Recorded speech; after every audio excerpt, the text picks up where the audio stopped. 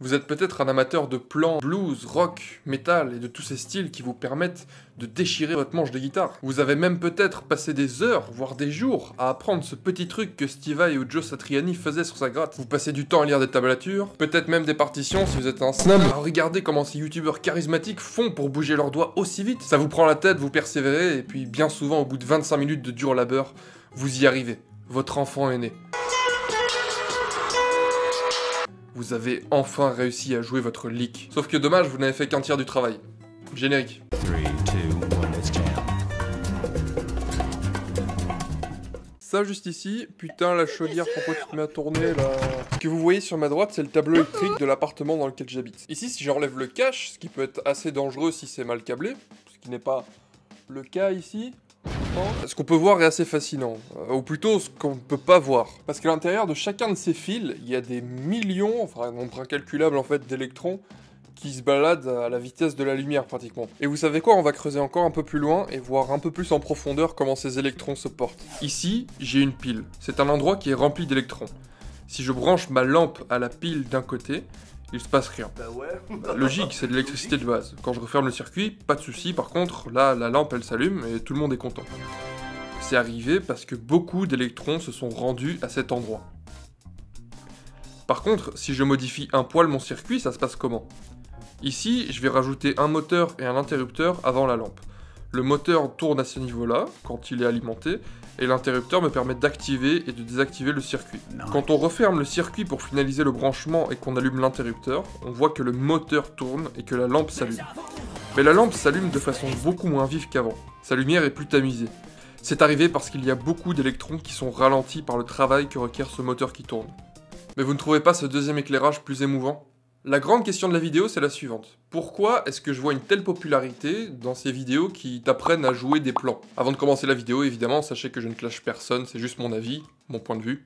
Comme je me suis lancé sur YouTube il n'y a pas si longtemps, je regarde un peu sur YouTube, sur les sujets guitare, ce qui marche et ce qui marche pas. Et puis je vois qu'il y a quand même pas mal de récurrences. Et même si les vidéos sur les leaks sont pas les vidéos qui font le plus de vues, il y a quand même un certain public qui regarde ces vidéos. Et j'ai vraiment du mal à le comprendre. Pour que vous compreniez mon incompréhension, j'ai besoin qu'on fasse un petit résumé des avantages et des inconvénients de la méthode d'apprendre des leaks via des vidéos YouTube et puis d'apprendre des leaks via la source elle-même. Ah oui, et quand je parle de plan ou de leak, je parle de ce genre de phrases musicales qui ont pour but d'être réutilisables dans vos solos selon le contexte quoi. Passons donc, si vous le voulez bien, aux avantages et aux inconvénients des deux méthodes. Alors commençons par les avantages. Donc d'un côté, je vois évidemment la rapidité, c'est-à-dire que le mec dans la vidéo nous montre tout simplement ce qu'on doit jouer, et on le rejoue, on doit juste rechoper avec les positions qu'on voit, et puis refaire le truc, c'est assez facile. Et bah c'est tout. En fait, je suis peut-être de très mauvaise foi, mais c'est le seul avantage vraiment que je vois à cette méthode de rechoper des plans via des vidéos YouTube. Si vous en voyez d'autres, n'hésitez pas à les partager en commentaire. Pour ce qui est des inconvénients par contre...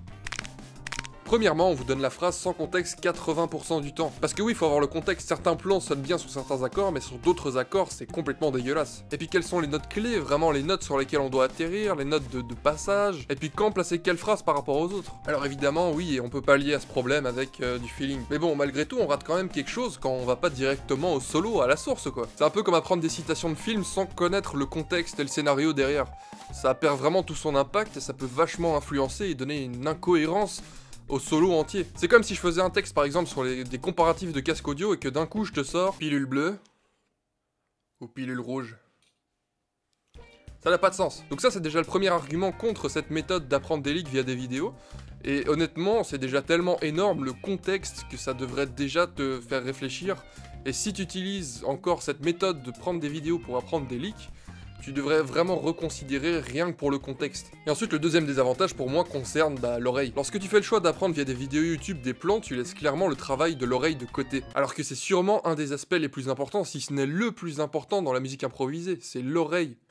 Le fait de relever 1001 fois une ligne de solo qui vous fait kiffer, et de la relever dans le contexte d'un solo entier, le fait de trébucher sur cette phrase beaucoup trop rapide pour vous, et de balancer votre guitare par la fenêtre 3 fois dans l'heure, juste parce que ce putain de saxophoniste fait des ghost notes que vous n'arrivez pas à comprendre. Ah, je hais les saxophonistes moi. Le fait de relever un solo en une dizaine d'heures, alors que dans 10 ans ça vous aurait pris 30 minutes de faire le même solo. C'est là où l'oreille travaille vraiment, et tout ça on le manque, ce travail on l'a pas, cette oreille elle est pas formée si on va pas rechercher directement les informations à la source. Surtout qu'aujourd'hui ça n'a jamais été aussi simple de relever des solos à l'oreille sur YouTube, vous pouvez repasser la seconde exacte que vous voulez entendre une infinité de fois, et vous pouvez même ralentir la vidéo via la petite molette, en cliquant sur vitesse, ça vous permet de changer la vitesse de la vidéo, et vous pouvez la ralentir jusqu'à 4 fois. Bon, pour ma part, c'est pas non plus une option que j'adore, je l'utilise vraiment en dernier recours quand j'arrive pas à comprendre ce qu'un gars fait dans une phrase, que vraiment un voicing est compliqué à choper, je ralentis la vidéo.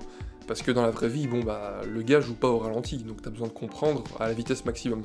Mais c'est vrai que si t'es bloqué et que tu rages depuis 3 heures sur un même plan, bah c'est pas mal de ralentir la vitesse de la vidéo. Donc pour vous résumer l'avis que j'ai par rapport au plan, qu'est-ce que vous préférez? Gagner du temps en laissant votre oreille mourir et en construisant un vocabulaire dont vous ne comprenez pas vraiment le sens? Ou consacrer un peu plus de temps à votre passion en prenant le temps de bien percer à jour chaque ligne d'un morceau et de construire de ce fait votre oreille et votre feeling? Apprendre des leaks en masse via des vidéos YouTube, c'est mieux que rien.